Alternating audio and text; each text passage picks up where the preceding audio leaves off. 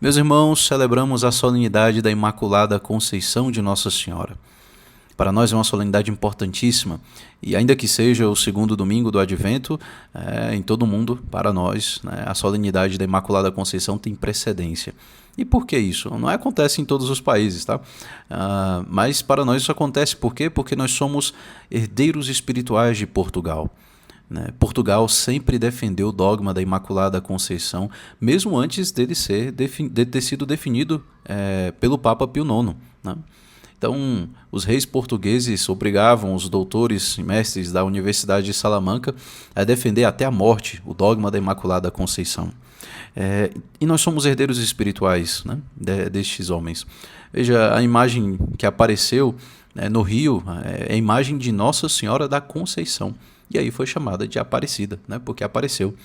Então, nós temos um grande carinho e temos uma razão especialíssima para celebrarmos essa solenidade com muita alegria, porque também é nossa padroeira.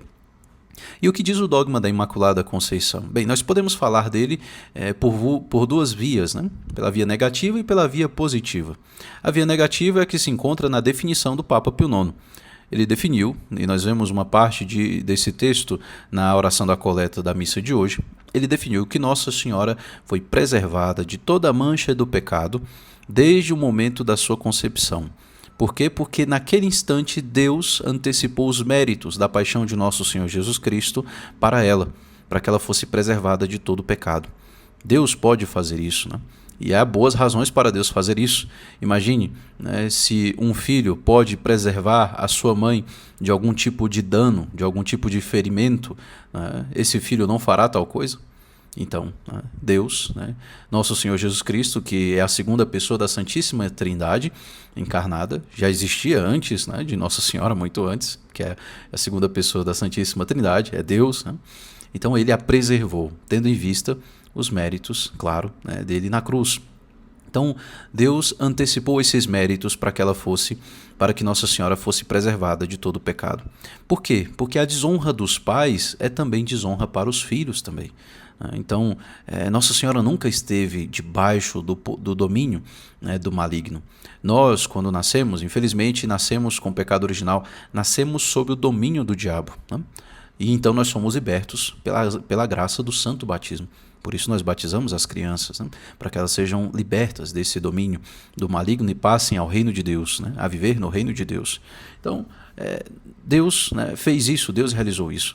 É uma grande graça, é um privilégio de Nossa Senhora, e por isso nós somos muito felizes de termos uma boa mãe que nunca esteve sob o domínio do demônio. A segunda forma de nós falarmos deste dogma, pela via positiva, nós encontramos aqui no próprio Evangelho de hoje. O anjo Gabriel diz: "Alegra-te, cheia de graça, o Senhor está contigo." Veja, onde há a graça, não há espaço para o pecado. O pecado e a graça não convivem, não podem conviver. Eles não podem coexistir. Nós vemos na primeira leitura, depois que Adão comeu da árvore, do fruto da árvore que Deus tinha proibido, ou seja, depois que ele pecou, nosso Deus pergunta a Adão. O Senhor Deus chamou Adão dizendo: "Onde estás?" Não que Deus não soubesse o local exato onde Adão estava. Essa pergunta é muito mais ontológica, Onde você se encontra? Onde está seu coração, basicamente, Por quê? Porque ao pecar, Adão se distanciou de Deus. Adão perdeu aquela graça que Deus tinha concedido a ele. Então, o pecado e a graça não coexistem. Quando o anjo então diz aqui: "Alegra-te, cheia de graça", essa saudação nunca foi dita a ninguém na Sagrada Escritura. A ninguém. Um anjo chamou de cheio da graça. Somente Nossa Senhora, somente Nossa Mãe Santíssima. Então, imagine, nós falamos que ela foi preservada de toda a mancha do pecado. Foi dito isso pelo Papa Pio IX, definido dogmaticamente. E o Papa não sentiu necessidade de afirmar o que o anjo já tinha afirmado. O anjo afirmou aqui que ela é cheia da graça, ou seja, é como um recipiente que está transbordando, está cheio, completamente cheio. E o pecado é essa ausência, de certa maneira. O mal é uma espécie de ausência. Então, o anjo afirma por via positiva que ela também não tem pecado, dizendo que ela está cheia da graça. É só uma questão de nós interpretarmos bem o texto, né? O texto aqui do Evangelho de hoje. Muito bem, falamos do dogma da Imaculada Conceição. Resta-nos falar também um pouco aqui sobre a primeira leitura, quando nós vimos esta inimizade que Deus coloca entre a mulher e a serpente, que depois será a inimizade entre o dragão e Nossa Senhora, né? No Apocalipse, essa serpente se transformou no dragão. Então, nós vemos aqui que há uma espécie de prefiguração.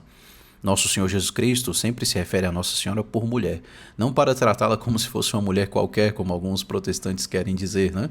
Mas sempre fazendo referência a esta mulher aqui do Gênesis. Porém, inimizade entre ti e a mulher, entre a tua descendência e a dela. Esta te ferirá a cabeça e tu lhe ferirás o calcanhar. Muito importante isso. Existe uma descendência da serpente, do dragão, do diabo, e existe uma descendência da mulher, né? De Nossa Senhora, né? Enfim, também é a igreja aqui. Então, essas duas descendências estão em conflito constante. Isso acontece com muita... A gente consegue perceber isso, né, com até uma certa facilidade.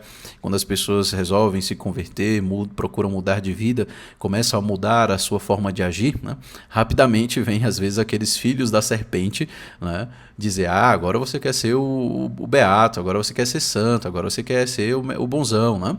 Então, essa contraposição acontece, né? É um mundo ali falando, né, através daquela pessoa, né? O mundo entendido aqui como o inimigo da alma, certo? Então, há essa contraposição, né? E aqui no final da primeira leitura nós também temos outra coisa muito importante, muito interessante. É dito no versículo 20, e Adão chamou a sua mulher Eva, porque ela é a mãe de todos os viventes. Olha só, quando acontece a queda, e então Deus coloca aqui os castigos, né? Adão chama sua mulher de Eva e diz que ela é mãe de todos os viventes. Mãe de todos de todos os viventes segundo a carne, né? Todos nós somos descendentes de Eva e de Adão, né? Somos filhos de Adão de alguma forma, né? Segundo a carne.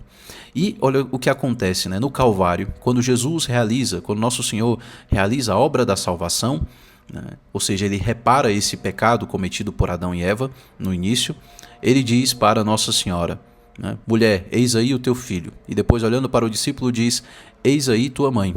Por quê? Porque Nossa Senhora passa a ser a mãe de todos os viventes segundo o Espírito. Ela é a nova Eva. Os padres da igreja costumavam interpretar, né, dessa maneira. Ela é a nova Eva, ela é a mãe de todos os viventes segundo o Espírito. Daqueles que vivem segundo esta nova vida que nos é dada no Santo Batismo, né? Essa vida divina que nos foi conferida por Nosso Senhor Jesus Cristo. Então, ela que é mãe do Cristo cabeça, é mãe também do Cristo, do corpo místico de Cristo, que é a Santa Igreja. Ela é mãe do Cristo total. Então, meus irmãos, hoje ao celebrarmos a solenidade de Nossa Mãe Santíssima, recorramos sempre a ela e preparemos, né, peçamos que ela nos ajude a preparar o nosso coração para a vinda de nosso Senhor Jesus Cristo. Se na semana passada falávamos da austeridade de João Batista, tão necessária para prepararmos a chegada do menino Jesus na nossa vida, na nossa alma, no nosso coração, também é necessário que nós aprendamos com Nossa Senhora a acolher o menino Jesus com um coração puro e com toda a ternura, com todo o carinho, devoção e piedade que ele merece de nossa parte. Louvado seja nosso Senhor Jesus Cristo, para sempre seja louvado.